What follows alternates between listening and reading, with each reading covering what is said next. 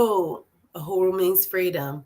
My name is Coco Lewis. I'm the International Economic Development Coordinator of the African National Women's Organization, ANWO, and I'm also your MC for tonight's political education. African Women Must Lead with Yejide or Mila is a series of live monthly political education programs from the African National Women's Organization. Led by President Yejide or Mila, tonight's discussion is integration, the downfall of African people. Today is the 70th anniversary of the Brown versus Board of Education System a decision which is determined that segregation in public education was unconstitutional. This is a landmark Supreme Court decision which led to the wave of desegregation across the other sectors such as higher education, housing, restaurants, etc. Desegregation allowed for African people to become patrons of white institutions that they have previously been barred from. Tonight, President Yejide will provide a point of view that integration drastically set African people back, defunding the civil rights movement and undermining African self-determination. There will be opportunities to raise issues about this PE during our Q&A period, but please like, comment, and engage throughout the program. African Women Must Lead is being multi-streamed live on the Bernie Spear TV and ANWO channels on YouTube, ANWO's Facebook page, and hopefully on our Instagram. Please take some time to like, share, and follow us on these platforms. ANWO is also on Instagram and Twitter for the folks who want to keep up with what we're doing between broadcasts. If you'd like to know the exact dates of our streams, make sure you follow us and check out our website for more details. Uhuru, welcome, President Yejide. Uhuru, comrade. Uhuru, everyone. Thank you for the introduction. I'll get started. All right, I'm really excited. This is, we have strong views about this. Oh yeah, it was bleeding into a lot of discussions this week, so I'm happy to cause some more discussion and engage in some questions and answers or just comments. And I don't have all the answers, so that would be great. Thank you, comrade. Uhuru. And as you can see, I got my 1960 style glasses on today, so in honor of what's happening. So my name is Yejide Oromila, and I'm going to first and foremost say that I'm not necessarily a separatist. And as far as I feel like, Black people need to have a place of, we have Africa, but I don't necessarily have a stance against integration. But I do want to examine integration and under colonial domination, how it really impacted the entire landscape of Black African America, and how it contributed toward the defunding of the civil rights movement, and also how it undermines African self-determination.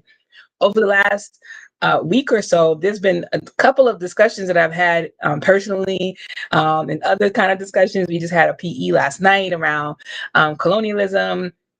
And one of the main trends has always been about like Black entrepreneurship and Black business, and how Black people don't support each other and things like that, and how we got to bring back Black cohesive economics, and people recognizing that as one of the biggest pitfalls, right, of integration. And I first want to say that I'm not opposed necessarily, right, to integration. I know I said the downfall, but because we know, if we go back to those times, they couldn't see what's happening now. But if you go back to these times, separate but equal was African people living in their own communities, although they were targeted by the white population who were carrying out terroristic policy and threats and violence against these particular African communities. African schools, Black schools that were supposed to be separate but equal or not. They didn't have the same sort of institutions. In some places, they didn't have the books. They didn't have all the things that the public education system was sending out to white schools. Black schools were not getting that. And they were also not getting the funding that they needed in order to ensure that the facilities that they were using were up to par with the white counterparts who were also using public school. So I can see the motivation for really pursuing this integration in public education, because that's what it was. It wasn't like integration for all. It was public education was the integrationist objective. We want to have our children go to school and receive the same kind of education that these white students are receiving, and have and ultimately believe that you're going to get the same opportunities. Well, I don't know if they believe they're going to have the same opportunities, but they have more opportunities at the time. So the Brown versus Board of Education ruling was around public schools. It was, once that landmark decision was made, other areas of sectors of society were also now going to desegregate. They were being pushed to desegregate by the growing and rising civil rights movement that were winning in the courts.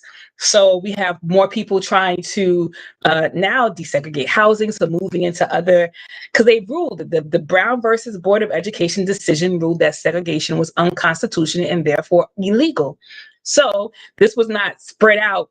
It wasn't instantaneous. You had to say, okay, now what are we going to do? Are we going to challenge this thing? And so Black people who were saying we're going to challenge whether or not the United States is going to uphold that this is unconstitutional to segregate. So they started to challenge it in different areas. So with housing, I can now move into a community that you say I couldn't move in now, and you can't discriminate against me because you said it was unconstitutional. So people were going and buying houses here and there, and now places where that will be better for, they thought would be better for them. And it happened to be in those white communities that had all the nice stuff and things like that. And then we have hotels are being desegregated, restaurants are being desegregated, higher education. And I'm saying this not like they were just like, yeah, we're going to desegregate. Like, African people challenged the oppressive nature of segregation, and they therefore pressured these institutions to desegregate. Some of the arguments that Black people gave to these establishments, like, you might as well, because if we're going to spend our dollars here, you're going to be making more money. So it essentially it made more dollars, it made more cents in dollars than it did just not excluding this group of people. Unfortunately, what that did then is that before segregation was named illegal, before that, we had hotels, we had restaurants, we had businesses, we had doctors, we had lawyers, and all of this was contained within our community. So our community had a various array of businesses that catered to all portions of African life. That was forced because of the society that we were in. Reconstruction era.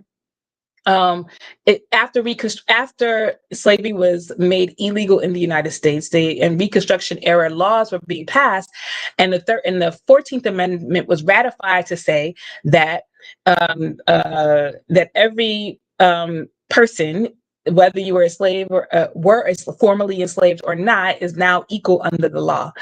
And so it wasn't until, though, the Plessy versus Ferguson, because that's what the Brown versus Board of Education ruling undid.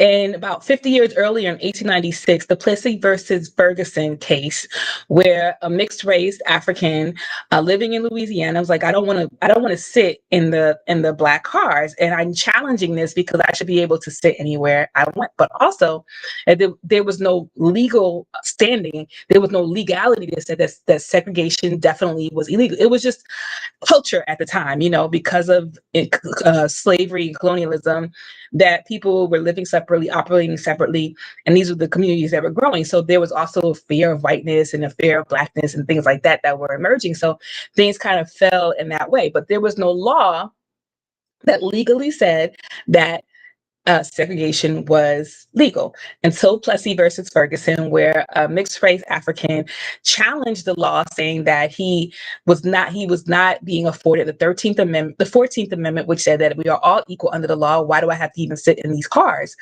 And they overturned that and said, no, it's separate but equal. And and you do not, and this does not violate the 14th Amendment. Like us saying that this, that you have to sit here does not violate the 14th Amendment because it's separate but equal.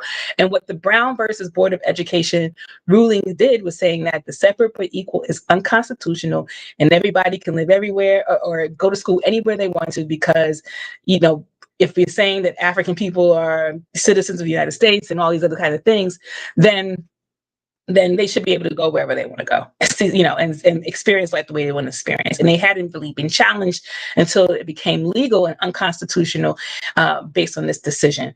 So as I retrack again, I was just trying to explain. So what happened as a result of this? So before segregation, before desegregation, put the glasses back on. I got to read. But the Black dollar circulated in the African community 3 years before leaving.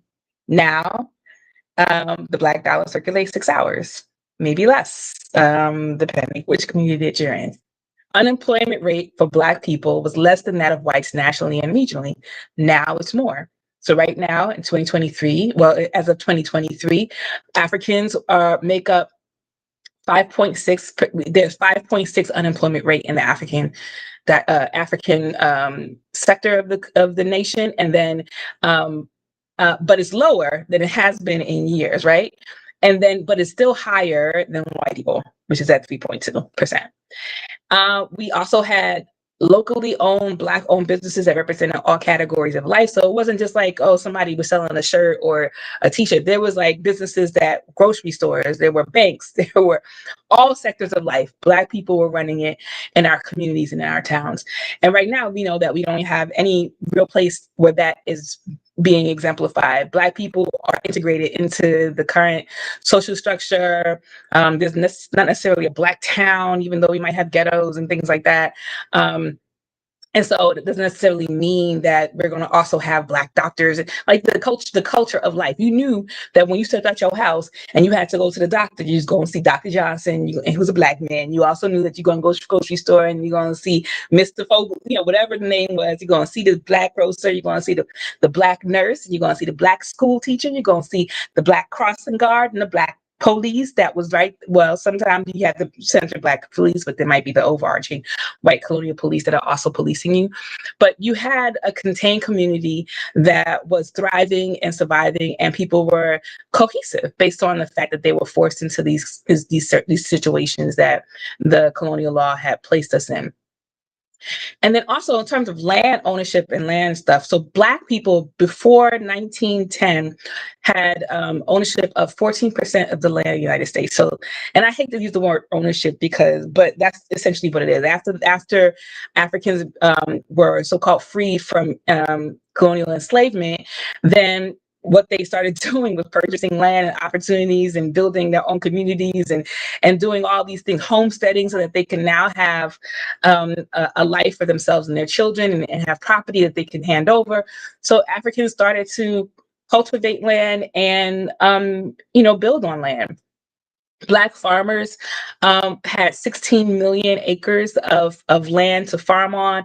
And this was all before 1910. So it didn't happen because of integration, but over the course of about 70 years, more than that, 1910, from 1910 to 2017, Black farmers are now at 2.9 million acres, which is less than 1% of all farming land, which is like at 0.32%.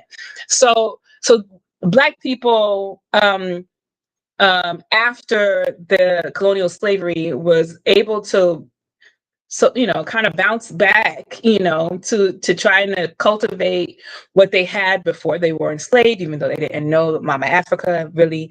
But the communalism that came from now being able to raise your own families, marry each other, move to different places, and not be beholden to a slave owner was really motivation for that. And the Reconstruction era, forget the timeline that Reconstruction was happening, but there was a lot of like social transformation. So I liken the Reconstruction era to like switching from capitalism to socialism, where all new ideas are happening. Like you're challenging this, and you're starting this, and you're creating this. So laws are being passed. There were things that were being used to protect the rights of Black people who are now in, and it was federal. Actually, the federal government was involved in actually making sure that Black people were not continuing to be subjugated by the white oppressive masses. So, and there's a lot of community around like ensuring that these formerly enslaved Africans were now being integrated and helped up. But that all stopped at a certain point, and all the so-called progress that was being done in Reconstruction was stripped away. So, that was in 1868, 1870, around that time. So between 1870 and 19 when the Brown versus Board of Education ruled 1954, African people had experienced unspoken and spoken restriction from access from everything, and therefore had created their own community and their own experience.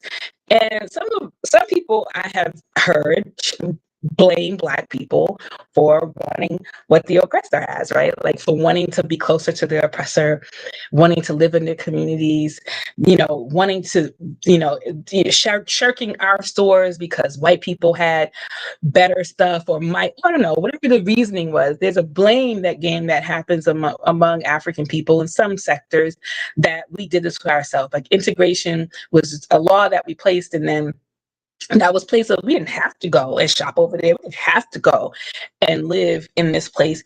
But I want to read an excerpt from Frantz Fanon, who is this, I talk about him a lot because I really, I don't even really like The Wretched of the Earth. I did read Black Skin, White Mask, not my favorite, but this was way after that, right?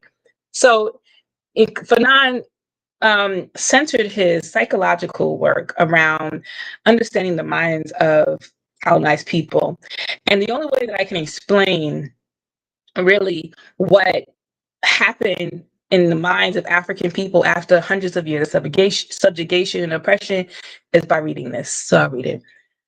So it says, the native town is a crouching village, a town on its knees, a town wallowing in the mire. It is a town of niggers and dirty Arabs. The look that the native turns on the settler's town is a look of lust, a look of envy. It expresses his dreams of possession, all manner of possession. To sit at the settler's table, to sleep in the settler's bed with his wife or husband, if possible. The colonized man is an envious man, and this the settler knows very well. When their glances meet, he ascertains bitterly, always on the defensive, they want to take our place. It is true, for there is no native who does not dream at least once a day of setting himself up in the settler's place. Now, as a person who does not want to be envious of white people, I am envious of the power they have over African people. But at this time, you're coming out of these oppressive systems. You're coming out of understanding that you've been told for centuries, generations, that white people are better than me. So a white doctor is going to treat you better than a Black doctor, right? So that they're smarter. They generally know things are better. They generally live better because their streets might be cleaner. Their representatives might be better. I don't know, whatever we've been indoctrinated with. This is why, as part of the decolonizing our minds, people say, is a part of that. It's like your whole identity is trapped within the colonial construct of one is better than the other, and one is more inferior than the other, and things like that. So I would imagine that at this moment, now you have access, supposedly by law, to everything the settler has, the colonizer has, and you're now going to partake in it. It's your right as a human being and as a person who's supposed to be a citizen of this country to partake in the things that the settler has also partook in. And unfortunately, the general, move toward living next to, enjoying what the settler enjoys, meant a gradual release, a gradual removal of people from their community and of supporting businesses and all these other kinds of things. And so, I think that's really it. And so I think that under colonialism, the the process of integration was one that was also beneficial to the settler, the colonizer, right? Like, so they was, why fight it? At the end of the day, these people value money. Even when they were oppressing African people, they still took their money. You could still go into a white store in some places and buy some produce because that was the only grocer in town, and they took your money begrudgingly, but they took your money. You were able to buy their produce and leave the store and don't mingle too long. So here, I think that one of the motivations really for the eventual integration being more widespread and acceptable was a financial one. Number one, the civil rights movement were winning in the courts. They were winning in the streets. They were winning social opinion. They were actually creating a situation that showed that the United States was deeply oppressive. Like, before, you can kind of like hide behind it because people weren't out on the street. But now the civil rights movement was bringing up the drudge and showing it out to the world. They had prominent leaders who were leading many things, divesting from just like the bus boycotts. You said you sitting in the back of the bus. Why do I have to sit in the back of the bus? Another challenge to segregation, right? I can sit anywhere I want to. So really drudging up the filth that the American colony was placing on African people. So this was a PR what's the word? PR disaster, right? Like, before you can hide it, before you had these good Negroes and things were kind of status quo, even though we had a little bub up from here and there, the PR crisis then is now internationally, and you're seeing African people being sprayed down in the streets with water hoses, dogs sought after them being denied, punched in the faces at counters. It's creating a PR crunch for like the United States American colony. So the motivation to integrate and to pursue integration and to enlist the federal government in the pursuit of integration was really a motivation to stay the so-called purveyor of democracy in the world, because here you are treating your citizens like shit. So I believe, and a lot of other people also believe, that the rush to integration was not merely something that African people desire, but the rush to integration was motivated politically, right? Because you can't be the number one nation in the world treating people like shit, and also financially, because here now you have access to all these resources that circulated in the Black community and allow for there to be successful Black doctors and nurses and teachers that gets these monies that circulates in that community, now is being used in white institutions toward white doctors and things like that. So you're now getting an influx of cash that you didn't have access to before, because you denied your own self. The colonizers denied their own self of the resources that Black people was using. So Black people would go and work for white people, and that money would be gone for 3 years out of the economy and inside the African economy. And so in that sense, the integration that was put on us removed all of that, as people started to go outside and started to see the white doctors' offices and see that they had better equipment and may have had different kind of skills. I don't necessarily think that white doctors are smarter. I don't think that white doctors are smarter. I don't know why white doctors are not smarter, that get the same training and things like that. So it really was an economic and political decision to allow and defend the decision of Board versus Brown versus Board of Education, which allowed for desegregation of public schools, which was challenged by Africans and spread to other sectors. So So this is really important because I don't think that people ever really talk about this as a political tool. We kind of think like these Black people were misguided, or they were stupid, or they just really lusted after white people. And from the quote that I wrote from Fanon, that could have been it. Like, people did want what they have because they got all the good stuff, and we just kind of got, yeah. And I lived around these Black people all my life. I want to climb the social ladder, and Africans always wanted to climb the social ladder, even before the integration question even came into the picture. There's African petty bourgeoisie long before integration, right? So this existed, and so when we look at how integration also impacted like higher education, and I also want to say that 70 years after Brown versus Board of Education, segregation is still happening. You know what I'm saying? We still have communities that are all Black. I went to all Black, primarily all Black or brown public schools in the United States. There was not one where I was the minority. I lived in New Jersey, I lived in Miami, Florida, and these are the places that I went to school, and most of the students were Black. But because of the separate, but now the not separate but equal, you have better institutions and things like that, so you get same kind of books and things like that. So there's a benefit to the integration. I don't want to say all bad, right? I mean, economically bad, because that's where power lies, right? Like, power lies in the power of the dollar. Right now, a lot of people are interested in like divesting from stuff, boycotting stuff, because we know that our feelings don't matter. What matters is the money, the dollar, and whether or not you spend it. That's what integration allowed, this flow of money into white people. So when you start divesting, just like the bus boycott started to do, right? It was like, we ain't gonna ride your bus. They was trying to petition these Black folks.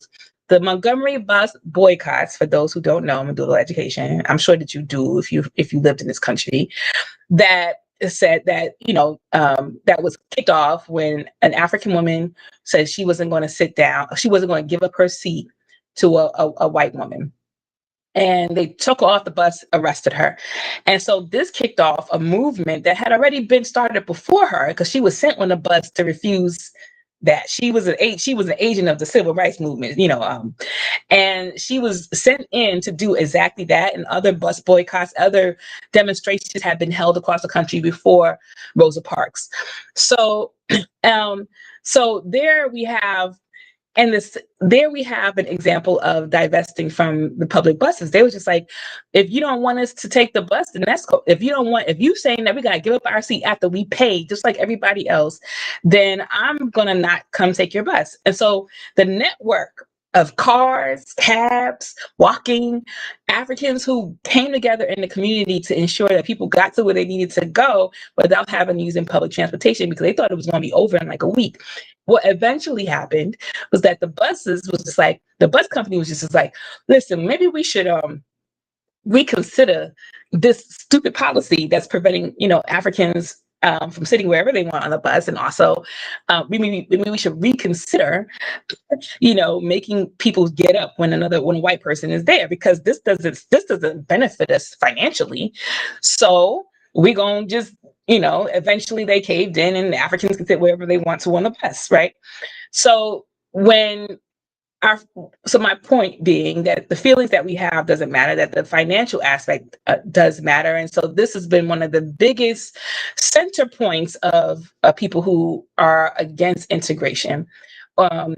And integration, not just for integration's sake, but integration because it removes money from our community, and it presents opportunities for African people to spend their dollars elsewhere. I think in all other areas, unemployment and things like that, which is also tied to the income, it maybe not so much, but the hugest thing is a loss of wealth, a loss of progression that will allow us to contend with the oppressor on a monetary level. Therefore, you have higher levels of unemployment. Therefore, you have lower levels of income and access, and then you have which prevents African people from attaining higher degrees because you can't afford college. So there's a whole bunch of things that is really tied to that financial question that we're really mad at, right? But what's the solution, right? The solution, are we saying, is to segregate again voluntarily? And even then, what do you do about the white people? Well, of course, the African People Socialist Party solves the question about what you do with the white people, and you get them to become African revolutionaries and fight for the total eradication of the colonial mode of production, and bring and usher in the leadership of the African working class, because essentially that's going to enhance the entire world, which we've seen. If we can do what we did as African people immediately after slavery, right, in this country, build up our, like, quick, fast, and in a hurry, just popping and clicking, popping and clicking, building things, becoming, eh, in this small space of time, you can see what can happen, right? Like, if African people were to come up under the claws of colonialism, then they kicking and popping. The amount of growth that you can see in a world where everybody is where African people are free, all the common people are free, and it was spread out to other places. So for me, like, personally, I'm not necessarily a segregationist, but I'm also not an oppressionist. And so I think that, but I also recognize the strategy of the colonizer in allowing now a more broader base. Let's talk about this now, because now this creates more space for the African petty bourgeoisie. Right.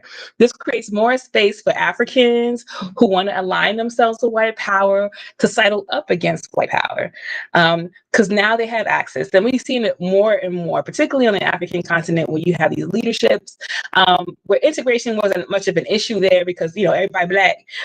But here you start to see more Black people who are attaining positions of power in government. You got millionaires who are Black people, and still none of that means anything to Black people. So there are advances in the money that we've accomplished, but it's still controlled and undermined by white power, which is still the overarching power structure in this country. Colonialism is still here. They still control the means of production.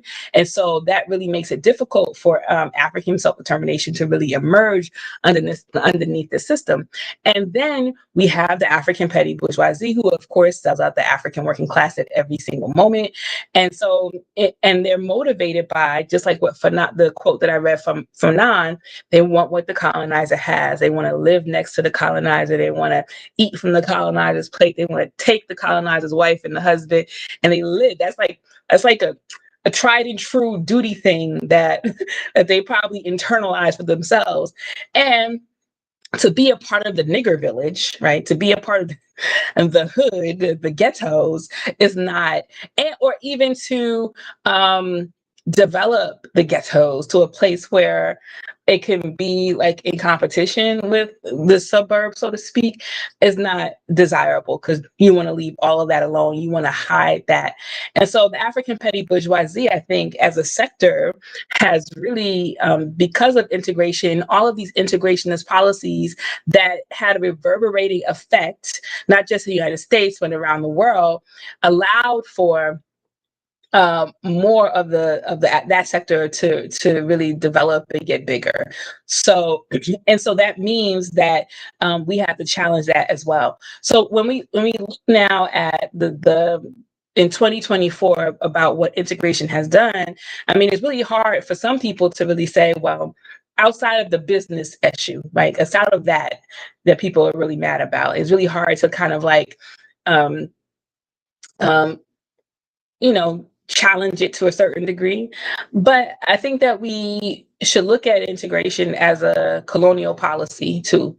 Like, and it's a way to quell the masses. If you give the niggas in the hood, I should, a little bit of freeway, right? A little bit of throughway. You would quell the potential uprising. You would quell the desire, because you've given them a leg at the seat at the table, and that seems like progress. Especially when you come from where they say our starting point was as anonymous Africans who were enslaved or slaves, right? Like, to use that word, we were slave people. We had no past before then. So this is looking like progress to a lot of African people too, are accepting that notion that we are better off than we were 200 years ago when we just came out of slavery, because now we're able to live next to white people. Now we're not facing physical threat all the time, although that's not true. Um, and every stat that they have out there around African people will tell you something different. We are fair. We might be able to live next to kin, but we are we are doing poorly in all sectors, right? Health, poor. Incarceration rates, high. Land ownership, nil. Unemployment, highest. Black entrepreneurship and businesses that actually solve some of the problems of I'm not talking about somebody who just hustles some t-shirts and puts stuff on, even though that's a form of economic development, but sectors of, and let me just say this too, all my doctors are Black, every single one of them, but I gotta go find them junk. I gotta go find these jokers out in the world, right? All my doctors are Black, but I gotta go find them. So you don't, so even though we have Black doctors, there's no shortage of them. They are sometimes inaccessible, and they are sometimes just out in the world where you have to go find them. So they're not contained within the community. And so they're also treating everybody else, which is fine because doctors should be helping to treat folks. But sometimes those Black doctors are unattainable because of finances, not having enough insurance. And I was just having a conversation with a Black doctor today that I went to go see. And we actually actually started talking about Marxism in the appointment, and he knew about Marxism. We started talking about capitalism, and he was challenging the notion. And this doctor is from Sierra Leone, and he was kind of challenged by the idea that socialism could, replace this as a social system. So even in that vein, you have these amazing doctors who are doing amazing work and contributing that. But we also recognize in that same conversation that the enormous brain drain of Africa, the African continent, where doctors are so necessary, so deeply needed because of the underdevelopment and the targeting of the African continent, that all of the, like, there's more Africans. I think it was one statistic where there's more African doctors working in a hospital in Chicago than there is in three African countries. You know what I mean? So the enormous brain drain that happens. And so you can also say that integration was a way for African people to chase our resources. So we knew that as the labor force that built this country, built the streets the white people were sitting on, built the houses that the white people were living in, that we were chasing our resources, just like the doctors who can't get paid on the African continent because all of the resources are being used toward Europe, are now chasing their resources by going to the place where the resources are, which is the colonizer, which is a set colony, which is all of the places that, we have to go find these doctors, as an example. But there are other examples too. So like integration has been really devious, right? In fooling people. And fooling other Black people in other places. Look, these Black people, they've gotten so much, and we're trying to get like them. And when you try to talk to Africans from other places, it's like, no, comrade, like this, it's not like the reality. So yeah, you can see that I have a device that's in my hand because I live in the seat of imperialism, and that's what's flowing in that area. But when we talk about looking at data across the board, you can see that African people in the United States fare just as poorly as African people in Brazil, for example, or African people in a country in Africa. So the stats flatten us out, despite the fact that we live in a place that might have a little bit more of something. So the integration question did a really great job with healing the PR issue of the United States, right? So now the United States can now say that they were the greatest purveyor of kindness and generosity and democracy in the world, because now they're not water hosing Africans in the street. Now they're allowing the Africans to have the same sort of quality of life, as, even though that wasn't true. But it looked that way because of these wins that became very popular and spreadable in the world. So But that also, again, did a number in fooling African people from other places that somehow even though we had these wins in court, which would sometimes be challenged and overturned in some places, which was not fully and extended everywhere else, that it did a real number on making sure that African people come here with their resources, chasing their resources, and contribute to the American colony, the colonial project, with those resources, with your labor, with your skills, with your minds. So that's why when the U.S. goes to a place in the Caribbean and says they want to do AI conference on not African International, but artificial intelligence, people flock to that because they believe that this is the place where you're going to get it and you're going to have opportunities and things like that. But if the same conference was being set up by that particular government, it would be really hard for, even they might go, but it might be something that is not seen as progressive as the United States, despite the fact that the long history of the American colony has shown violence, rape, pillage, and all these other kinds of things, and still shows that throughout the world. And I think more and more people are starting to see, because of the Palestinian Israeli the occupation of Palestinian lands and the amazing job that the Palestinian movement is doing to expose the connections of the U.S. to this colonial this colonizer occupation, the settler colonizer of Israel.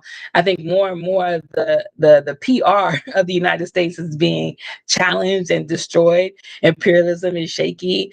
Integration is no longer like an everyday word, but it was. But the effects of that is now even challenging the African petty bourgeoisie and all of the colonial, colonized petty bourgeoisie, the people who advocate for on behalf of the United States.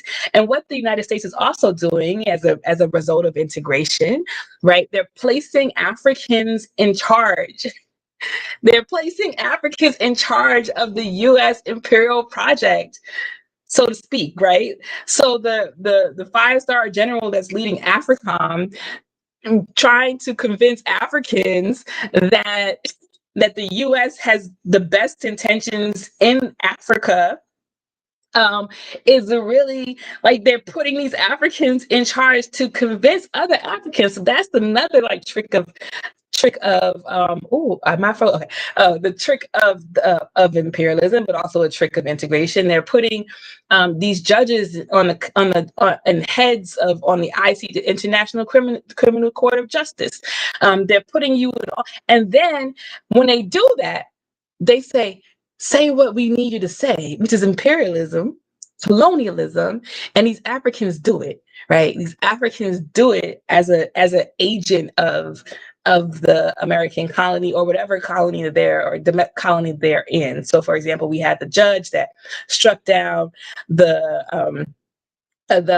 how do you call it? It was the South Africa raised the that there was war crimes happening in Israel or something like that, and the Ugandan judge, who afterwards was promoted to the highest seat in the court, struck it down. The only Black woman on the court, only Black person on the court, on the judges panel, struck it down. Like, oh no, this is not true. So they use us in these positions once they get us in integration. Oh, we're fully integrated. We see for the first time ever, we have a 5-star general in charge of this military apparatus that's really, really important to us. And so, again, that puts out to the world that America is this progressive place. On the other hand, Joe Biden's United States is prosecuting members of the Uhuru movement for fighting for African freedom, right? And which is antithesis of the American colonial project. And of course they would do that. But, we start to really see the shakiness of putting up these African petty bourgeoisie neo-colonial figureheads, as opposed to what we really need to have, which is the anti-colonial, anti-imperialist approach. So integration did a whammy job on really changing the narrative of the conditions of Africans inside the United States. It also changed the narrative too within our communities, where we are less self-determined, only because we weren't forced into it anymore. And we are now greedier for what the oppressor has. We now want access to that for a number of reasons, some of the shit was better. Some of the shit was better. You know what I mean? And had we had our, and even though we had our own version of it, some of it was like, yo, they had all the resources. My money is going to it. That my labor is going to it. I need to get access to that. So I can understand that. But essentially, where we are right now in 2024 is we challenged by that. I don't know if they had the forethought to think about that. They saw that they were oppressed, the state of this oppression, the state of their communities, the state of all of these things, which was separate, unequal. They were living in fear. They hadn't had the power, the backing of the federal government up until a point. And so now things were shifting where Africans were getting power, political power, economic power, and all of these things were happening in the strength of the civil rights movement, Black Power movement, and so on and so forth. So even when the Black Power movement emerged, because civil rights was like, I'm not about that nonviolent shit. Like I'm going to take when we try to make this into a podcast, it's going to be really hard. Cut all the cursing.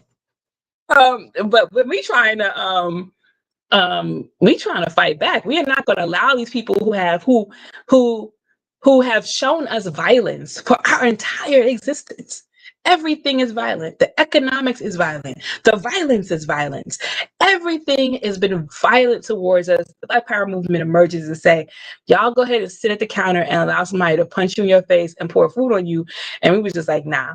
So essentially the Black Power movement was the anti-integration response, right? It was about forming community internationally with Africans. Is about forming community with Africans inside. It was it was about decolonizing. Black is beautiful. Afro is being worn, fists being pumped, African clothing being put. It was a whole decolonial process. The Black Power movement was about the antithesis of integration, in that it was bringing back not just old-timey 1910 African community stuff. This was bringing back the original, like African people and connecting us with that. I don't think that without that movement, the identities that we have right now as African people would be as developed as they are. And I think that's one of the challenges that we see too in other places around the world where that didn't have like the strongest Black Power movement, where they may still be like reverted back to the 1960s and just glad that somebody's allowing them to be a part of their parliament. You know what I mean? But I think this is a lesson for us that the Black Power movement of the 1960s, 60s, and 70s was a challenge to the integrationist policy, was a challenge to that old folky stuff that says that we had to sit there and take it. And it was about bringing to heal the oppressive practices that still were happening 10 years after the ruling of Brown versus Board of Education. As a matter of fact, if you were to look at video of the time of those communities, African communities were not separate or equal, and there was, so that you can see why people want to move out of them. Right, like, and so we start to see more and more of that. So the Black Power movement did a really great job on bringing us back to like, we don't need nothing that they got.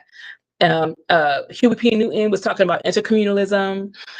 We were bringing back food breakfast programs, free education schools for our children to get the white people out of their minds. There's a whole process of that, getting our own military and security forces together. And so the Black Power movement was an anti-integration, Black Power, decolonial process that I think has a deeper and more profound impact on Black people today than civil rights did internally in their brains. And the civil rights movement, through all of their, also has an impact, mostly, I think when we look at the civil rights movement, we see the whole class issue start to come out, like the African petty bourgeoisie and what they have access to policy-wise. And the African working class is still in the muck and the mire, right? Like we're still experiencing the challenges to everyday life that existed, 100 years ago that have not been resolved because of integration, not having access to things. And the only way that can be resolved is to really make a challenge to the power structure, to really actually take power and use and take ownership of the means of production. Because if you allow your oppressor to manage your freedom, they will take and give at their own discretion. And we are not about allowing the oppressor to manage our freedom. Black Power movement of the 1960s and 70s were not about helping people, having white people manage our freedom. They have been managing our freedom and has been managing our freedom for so long. And so we're not about that anymore. We're not about that old timey stuff. We're about being free. And what freedom currently looks like for us is to really shirk off the oppressiveness of this country, to destroy the underpinning, the thing that holds this thing up. If we look at today, the United States' refusal, downright refusal, despite major popular opinion that they should get out of Israel, stop funding Israel, and all of that. If you look at that, despite people saying like, because it's politically and financially motivated for them to control that region and have control. So they have the power. So, for African people, like, you can't negotiate with something that doesn't make sense. And that does not make sense, but they're still holding on to it because it allows them to maintain power and manage the freedom of others while telling them they're providing democracy. So, we are seeing in that relationship the resistance and how that shakes out in the minds and opinions of other people around the world, even though they may not be able to contend with the United States militarily and all the other Western nations that are also feeding into Israel. But it's still, it's what Fanon says is this hunger, this tenseness of the colonizer, the terseness that we are ready to pounce at any moment, giving the opportunity. And you have to see the weakness in your enemy. You have to see the weakness in your oppressor. And even if they have more guns pointed at you, the weakness might be, what is it, how David slew the Goliath with the rock? I don't know the story. But that's the thing. Like, so you see the weakness, and despite them having military advances over you, the desire to be free is greater than what they can actually put back on you to oppress you. And we've seen that and we've seen that historically throughout the world, where revolutions have overturned the mighty and the powerful in every single situation. So, and we're also seeing it now, right? Like, we're seeing it in real time as it turns out in Palestine and Israel conflict, but we're also seeing it in Niger, Mali, and places that are emerging as in contest with U.S. imperialism, where recently Niger is like U.S. imperialism. They were working with the U.S. imperialist army, but they was just like, now you got to get out. You ain't, and we see what you get out. Like, yeah, they're hedging their bets, and phasing out, U.S. imperialism and world imperialism out of the country. So I think that's a good lesson to learn. So how am I on time? I think it's right here, right? I got 7 more minutes. So I'm gonna bring on Comrade Coco. I think I've talked enough. I'm gonna go ahead and repeat myself a couple times, but I'm gonna bring on Comrade Coco if Comrade Coco is available to share some announcements, and then we can go into some questions, answers, comments that we're excited to see, and your thoughts on this whole question of integration. Huru. So yes, I'm here. Background isn't here. Not that I don't like y'all, but I just moved. So my background isn't here.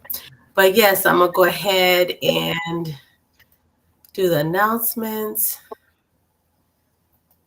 One moment here to not set up. While Comrade Coco was getting the announcements up, I want to, it's up already, so I'm gonna let you get into it, Comrade. All right. Oh, you can go on and say whatever you were going to say. I'm still setting up here. I know it's sharing. All right. So we're on our way to the Q&A session of the African National Women's Organization's monthly political education. Please prepare your questions or comments. Make sure that you share your name and your location and then your question. So we're going to go on some announcements here. If you enjoyed tonight's program and are inspired and it motivates you, you're African woman, we call on you, African women worldwide, to join the African National Women's Organization.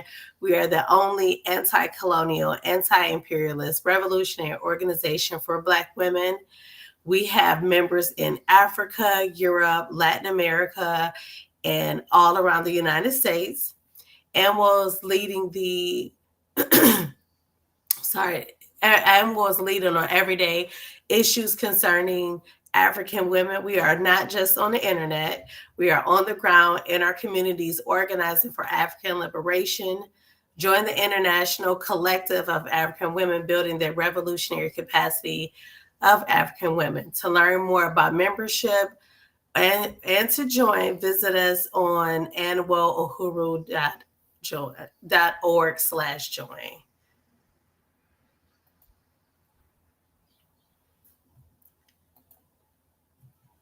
All right. Show your material solidarity with the work of the African National Women's Organization, and will fund the Liberation Center of African Women by donating to ANWO today. Support the rehabilitation of the historic St. Louis Black community. We are working on the International Headquarters for African Women, organizing the One Africa, One Nation Marketplace, and flea markets in St. Louis to support African economic development and all other events and all of our other events all over the country. Go to anwohuru.org/donate. Wear your politics with ANWO. ANWO shop features t-shirts, sweatshirts, travel bags, mugs, hoodies, and even socks. Profits from the merch sales support the campaigns of ANWO, including #ArrestCPS, Uhuru Kijiji Child Care Collective, and the Ward Council.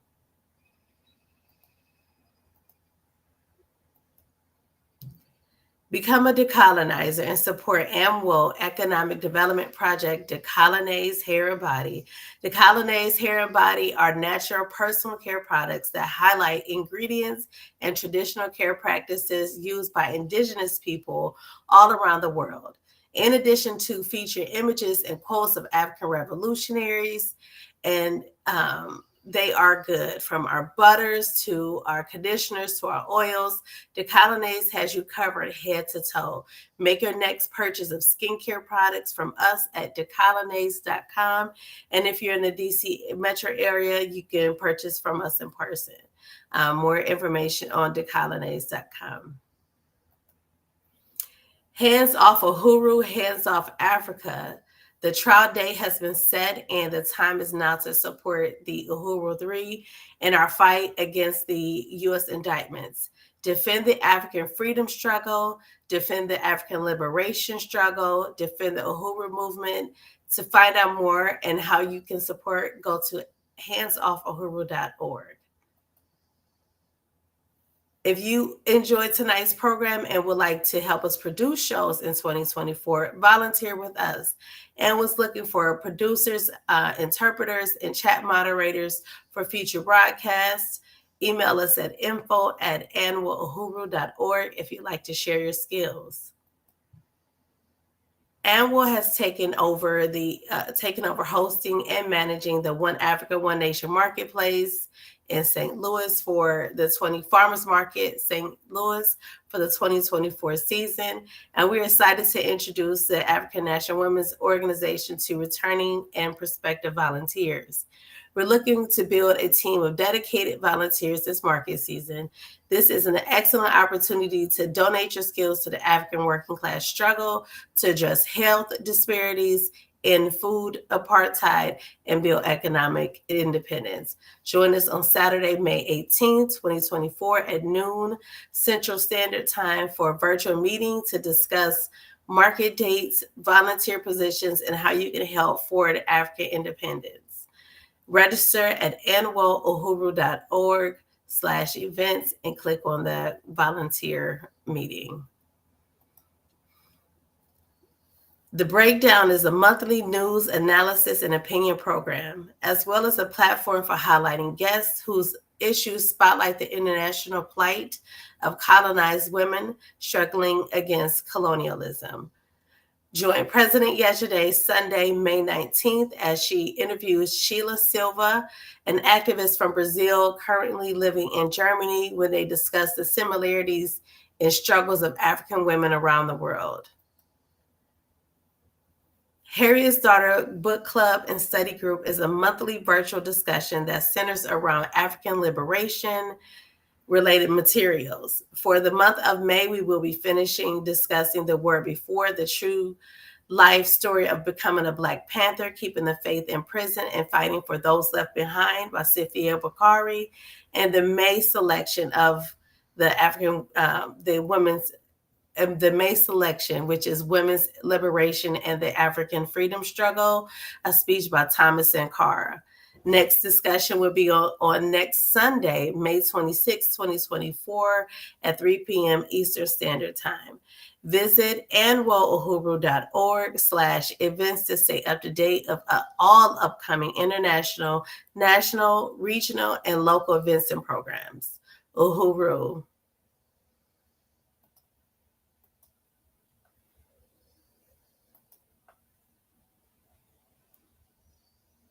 Thank you, comrade. That was a lot of announcements this time. We got a lot going on. Yeah, we do. Right. We do, and we also have a lot going on, and I want to do something different for this Q&A session and comment. So I see that we have some people commenting in the chat, but I also just want to invite Comrade Jay to come on if she'd like to, just because I want to hear what y'all opinions are around integration and what you thought about, the impact of integration on African people. So yeah, you can start, Comrade. Oh yeah, I have two clear opinions. Like, one is, we look at how this was the passing of Brown versus Board of Education was like a gateway into all other sectors being desegregated, and just how that is being used to, kind of as an actual, we had good intentions with, fighting for desegregation, but them approving the desegregation and further, making it institutionalized, is a colonial attack. It was definitely a colonial attack on Black businesses and communities, because now they were able to move us from the suburbs, because into the cities, to create these hoods, these ghettos that we see all around the world in the inner parts of the city. And so they went to the suburbs, and now you're seeing the gentrification where they're trying to get back into the city and move us back out to the suburbs. So, I mean, we see that's a habitual cycle of, I understand why we want to get into these communities, or where we wanted to get into better situations for our kids and for our families, either safety wise or, economic wise, or just, housing, just physical property, material wise. So I look at that and I relate it to what's going on with the free speech with Uhuru 3, and how this is such a landmark case, because if they're able to, prove or deem the Uhuru 3 and the other co-conspirators guilty, this would be a landmark for us, the ability of how we're able to use free speech. Precedent. Yes, set a precedent of how we're able to use free speech. You mentioned Messi versus the Ferguson, which is in Missouri, being that we out of Missouri. So, you look at that and how that was a landmark precedent, and how Louisiana, I'm sorry. Oh yes, because I had to think about the time, because it's somebody else that had the train in Missouri. So yeah, so how that's the president, and I related that to the how they set this president, and then they're able to actually do their will. They can take it as us being, black. Every time they say a who movement black extremists, but they're using these black extremists to kind of do their bidding with setting us up. And the other thing was I wanted to bring a more of a relatable, instance as far as how this plays out. And I come from a family that's in a very, yes, Jerry Scott. I come from a very a black community here that was its own community. It was its own city, its own state. So this reason why desegregation is always so impactful for me, because of where I come from. And here is in Cleveland. It's considered Cleveland now, but it used to be its own city, its own division of Ohio. And my great grandmother was, a councilwoman, black woman, councilwoman. And how when desegregation came, it was a self-sufficient community. The community provided everything for itself: land, food, all of that. And it went from that to being a part of the city. And, you had, desegregation caused businesses to close, and then came crack to, kind of finish everybody off. And then now I see my cousins working real hard to, revitalize that area. Uhuru. Uhuru. Can you all hear me? Yes, I hear you now. My mic wasn't working earlier. But I was just thinking about Martin Luther King has a quote, one of his less famous quotes, where he talks about how he fears that he integrated us into a burning house. And I think about that a lot because, one of the main effects of integration, and I think this is on purpose, I think this is why they threw us this bone, is it actually puts more Black people in danger, because it put us in closer proximity to white people. Like, it was a means of policing us. And I think a lot about how, how like every other oppressed group uses like Black people as like the measure of how oppressed things are. They're like, it's almost like I'm a Black person. It's like we're hyper visible, right? And integration is a big part of that hyper visibility. And that hyper visibility makes us a target. And, I was just thinking about like, my own personal experience with, you talked about being from New Jersey, and it's like, we're from the same county, but it might as well be, two very different places. And, my school had a fair amount of white people. It was fairly diverse. It was, had a lot of immigrants. It wasn't majority Black at all. But then, I got a scholarship to go to this boarding school. And this boarding school, I was one of like 3 Black kids in this boarding school in New Hampshire. And I got this scholarship. It was like the ABC scholars. I don't remember what ABC stands for, but we used to call it any Black child, because we're like the only Black people that were there were part of this scholarship. And that place was extremely damaging to my mental health.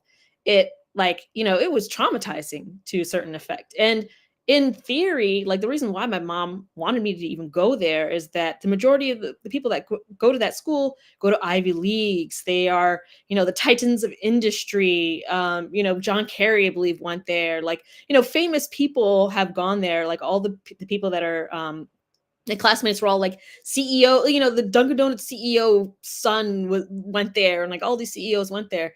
And it was a nightmare for me. And like the idea was that, by being around all these white people, somehow it will, give me all these opportunities, and that I'll have this amazing network and all that. And maybe that would be true if I was an assimilationist. And I think about my brother, who I love, and he went to Harvard. He's very much an assimilationist, works in finance right now. And when he went to Harvard and he was one of the few Black people there, he remembers, like, he has told me it was uncomfortable, but it gave him the connections he needed fundamentally to do what he wanted in terms of his goals, which was become more of a capitalist, I guess, do finance. And finance is a very strong place for the petty bourgeois, and he has his groups, his like his Black finance groups that he started, that he's a part of, the Black Harvard alumni groups. And so they get to feel like, they can bring themselves together and maybe have these safe spaces. But fundamentally, they are seeking to integrate. And I think that if you're not one of those people that's seeking to become an assimilationist, integration is really damaging. It's really harmful mentally. It's a psychic violence, it's spiritual warfare, really. And and so I think a lot about that. And I understand, we've all mentioned, it's understandable that they were looking at the Black schools, they were looking at the white schools, they saw how much resources the white schools had, and they saw that as Black schools, they didn't have many resources. But I think it was a little bit short-sighted because they didn't see each other and their community as a resource. And without that resource of community, there's nothing, And so losing that resource has been extremely damaging to the Black community, has put us in all sorts of dangerous, harmful situations. And, it's funny because I'm a young person. I'm a millennial, elder, geriatric millennial, as they say. But, I look a little bit younger. So I tend to talk to the young people, hey, you kids, try to sneak up among them and do some, agitation propaganda every now and then. But I'm talking to them, and a lot of these kids, they do not believe in integration. They're like, not about it at all. Like, they recognize that integration is actually, like, they don't want to be around all these white people. You know what I mean?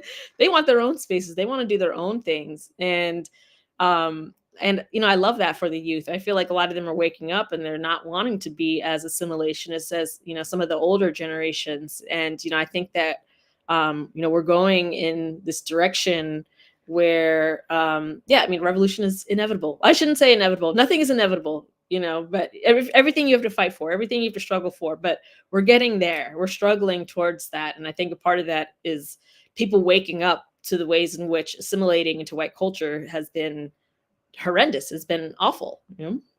So, thanks for listening to my rambling.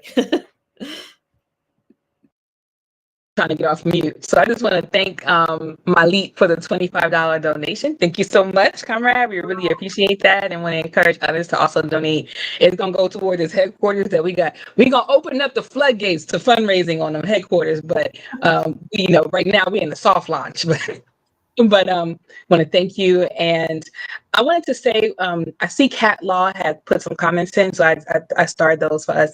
But what you were saying about being dropped into whiteness, and I tell this story periodically just because I thought I was not expecting the response that my daughter. So my daughter she went to Brooklyn public schools, which is mostly like Black and brown kids.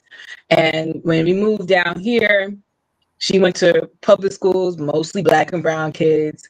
And her father was incarcerated at the time. And so there was an outreach group that was, sending the children of incarcerated parents to camps. And the camps weren't necessarily filled with kids of incarcerated parents. It was like a mixture. It was like, kids. So there was this white camp up in the woods of Maryland, which can be real country, y'all. But it was a white camp, and we arrived. Naja is there, and I'm looking around, and it was like one or two Black children in this sea of whiteness. I'm like, oh, she's gonna be okay. She's a tough girl. When I came to pick up my child 2 weeks later, she did not talk. She was traumatized. She wouldn't talk. I said, what's wrong with you? And also in the first week that she was there, she got a disease, pink eye, because colonizer will poisoning or something. She got pink eye. Never got pink eye anywhere else, but she got pink eye there. And when I picked her up, so what's the matter? And she was just like, no, Mom, let's just go home. It was exhausting for her. Like she didn't all the way, what's the word? She didn't, communicate the entire impact of it, but just the way that her demeanor was. When I went to go inside, she was sitting at a table by herself. Everybody else was away, playing and doing other things. And so I was just like, and she started to tell me that she was really isolated. And, so this idea that by sidling up to whiteness, that you might You might get that, but the more of more of a sellout you are, the more you get integrated into that society. So just like you were saying in terms of the assimilationist idea, that the more that you're willing to sacrifice. That's why they said, "Oh, we don't consider them Black." People can say that, like, "Well, she's not Black. She's like," so that's an idea of you're assimilating. You minimize the fact that you are of the colonized race, I guess, for lack of a better word, and you are now like trying to be like them, and they love it when you try to be like them. Love it.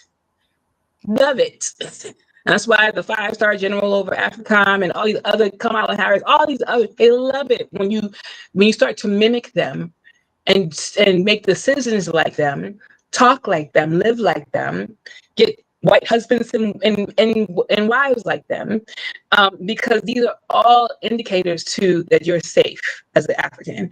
So it makes it easier. The job well done for integration, because now it allows these Africans to feel more at home in the very dangerous and violent environment. So can we just put up what Kat did a series of stuff. Mm-hmm. There are people who believe that segregation is greater and more impactful and harmful. Harmful purposely with using the red line in school districts specifically. What are your thoughts on that? I think I messed up how I read this. Okay. Go ahead and bring up the second comment too. Okay. Statistically, go ahead, Cameron. Statistically, within districts, they are highly segregated. Do you think it's continually purposely to keep oppressed communities in one place and struggling while rich and powerful boast theirs? Absolutely. Wealth and privilege with no worries. Mm-hmm. Yes, the simple answer is yes, Kat. Everything that we experience to keep us in our place in this society is meant to control us and to ensure that we don't move or progress or get any ideas about what we need to do. And redlining, voter attacks against voter registration and Black voter power, closing out public schools in lieu of for private institutions. And when you do charter schools, and because it's not controlled by the public, right, you get to set the kind of curriculum that these children are getting. So you don't know what the hell you're sending your children to unless you do research on the school and getting vouchers and stuff to transfer public school kids to private school. So there's another attack on what's really visible and transparent, by positioning it as a better opportunity especially for underprivileged minority youth at this charter school system. So we start to see that the more access in many cases that we are given is a double-edged sword, because it is a strategy to undermine, our relevance, or undermine our self-sufficiency. So I'm liking this, whenever you give, I remember at the eve of what's his name, Obama being elected, we were given other choices. McCain, which this old white man, he was damn near almost dead, and we had just come out of a Bush, and so I felt like Black people was not gonna allow, especially when now selected, we're not gonna allow McCain to be the president of the United States, considering all of the things that we had gone through before. But Obama comes in, just like they're giving Black people out to the world right now as leaders in this country. Obama comes in and does pretty much the same sort of thing. Yet we believe that because he can do a jump shot, he can tell Black people that you need to pull yourself up by your bootstraps. He can do violent economic policies that further remove. That was his little claim to. That was his. further remove the so-called wealth that was in it. Like if the only thing that we got left is our homes, that was gone under Obama. He could do all of these things, right? But because he's a black man, that the point I was making is that there was a tenseness that was happening at that moment. I felt it. I felt it around me. I felt it in the voting lines that we weren't going to allow. We were right. We were right to like tear some shit down, and they gave us Obama. They gave us Obama, and I think we have to really look at this. Look over history. We can all look back. It doesn't have to be far about the strategies of the oppressor to contain the oppressed.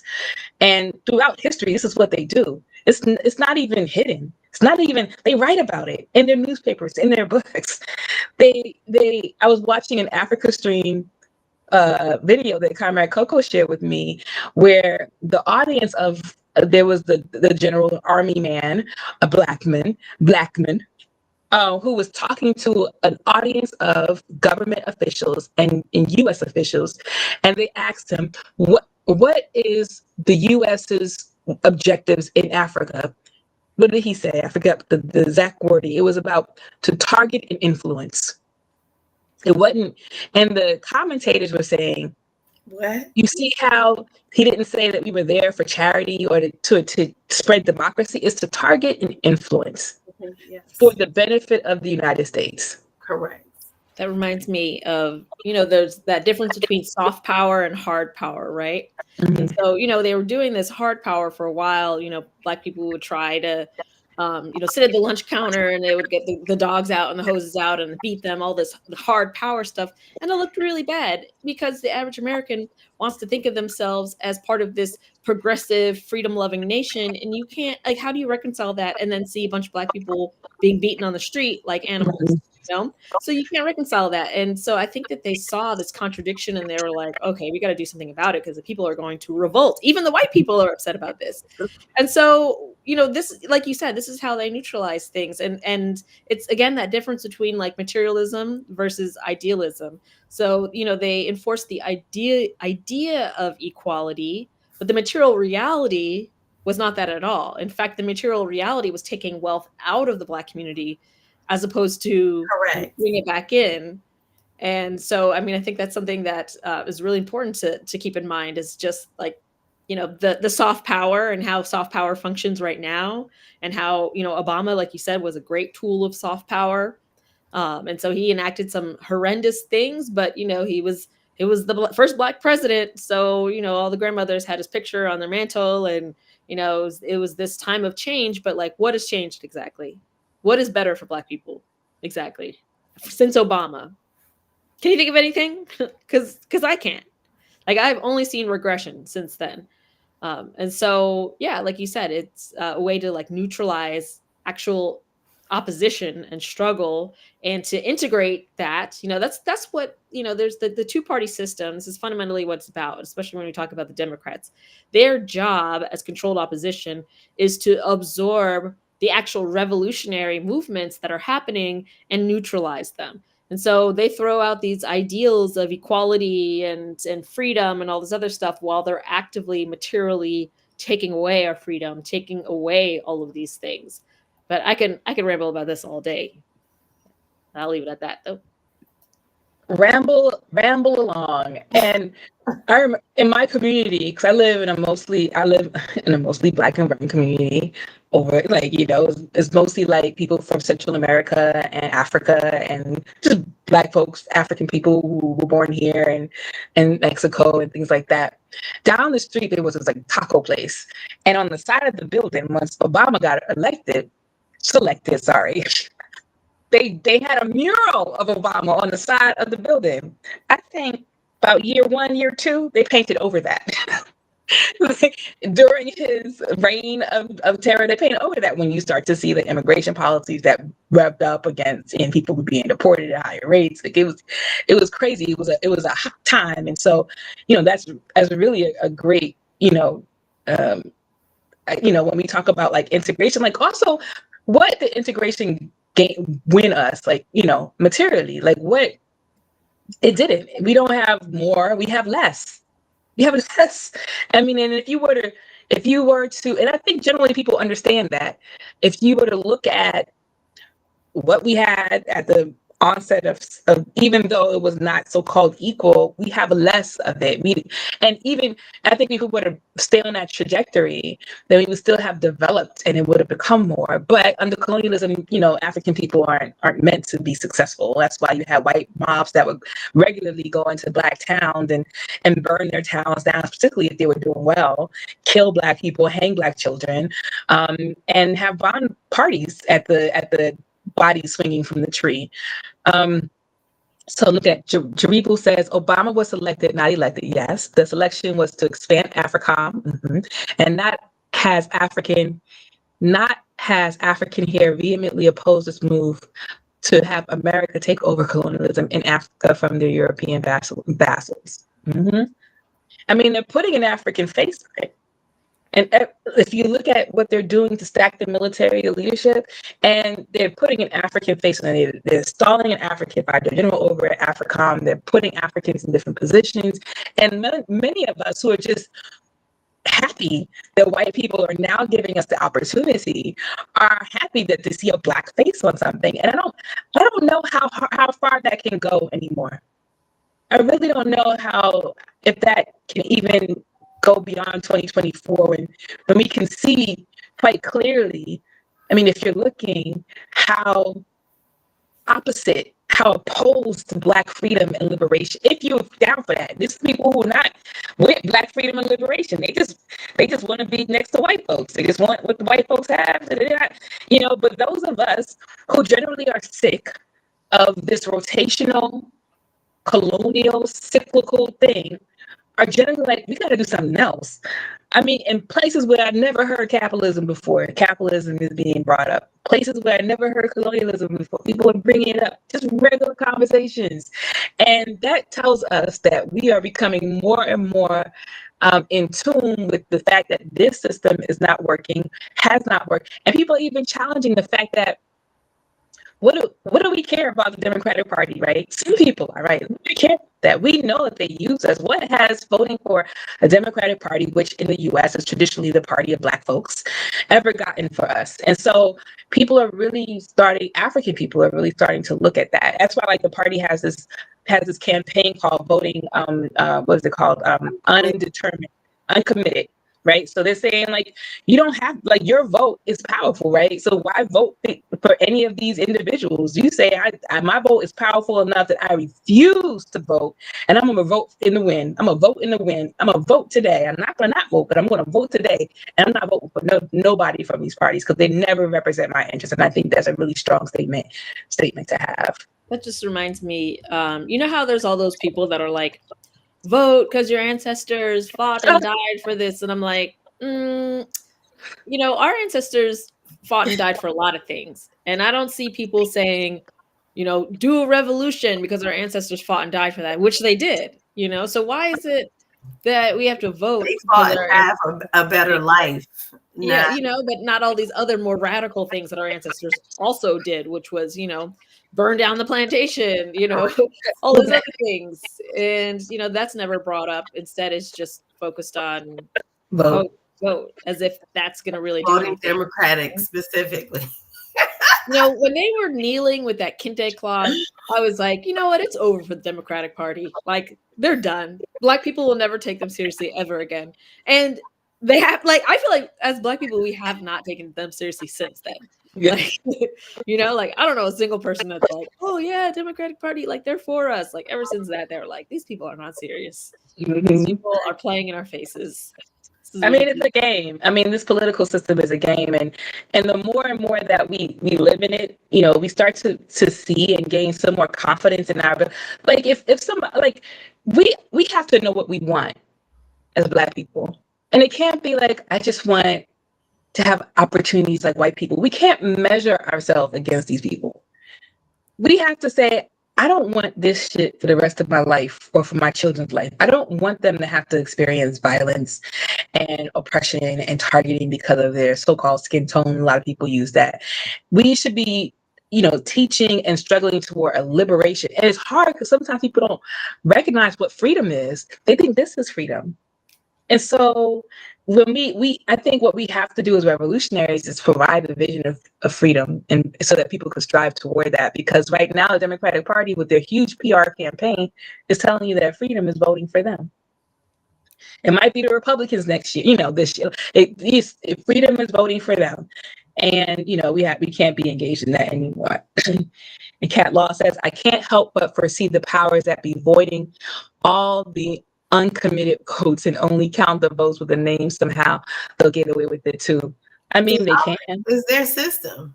They can, And, even if they do, I mean, the point, I think, with the uncommitted votes is to punish the Democratic Party, to know that they cannot rely on our votes anymore. They have to earn them.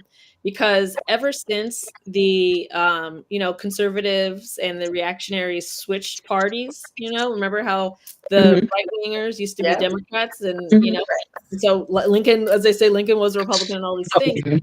Ever since then, the Democratic Party has been desperate to gain those people back. Desperate. And you see that. This is why every Democrat right now is an avid centrist, quote unquote centrist, but they're right wingers. Yeah. By any measure internationally, the Democratic Party is right wing. And we're supposed to accept that they're centrist or even left somehow. Like, absolutely not. Like, they need to earn our vote. They need to actually implement leftist policies. They'll pull out Al Sharpton to win our vote. Right.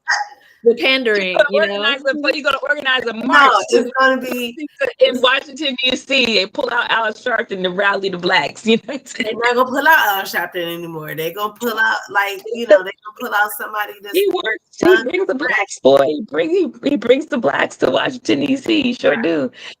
And he brings the unions, and they organize with Al Sharpton because of March. The unions organize, the people, Or even, do you remember the original Rainbow Coalition, which was, Fred Hampton's crew? He brought the Confederates together. He brought gay people together. He brought all of these very different people together to fight the system, fight capitalism. He was assassinated. And what did the Rainbow Coalition become? There's a reason why Jesse Jackson and Al Sharpton survived the civil rights era when a lot of our leaders did not. Right. There's a reason. Because it was right next to them on the balcony in the hotel. It was all there. It was right there. It's right there. Y'all started to sound like conspiracy theorists. No. These are our private. You read our private thoughts. We know what these people are capable of. Okay. So we're at time. So we just want to thank everybody. This is a hot and popping. Thank y'all for coming on and rounding it out, and for your questions and comments.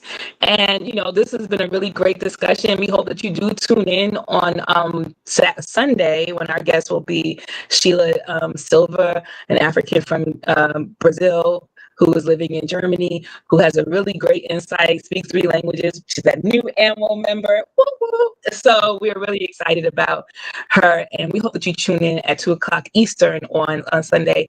And please continue to donate to us, because we need the resources, and we need to rehabilitate and make the African National Women's Organization Liberation Center. So if we log in, if you watch this later, go ahead and click that link and go ahead and donate. If you're an African woman watching this, go ahead and join.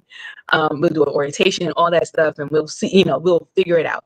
So thank y'all. Have a good night. We end the mystery. Thank you so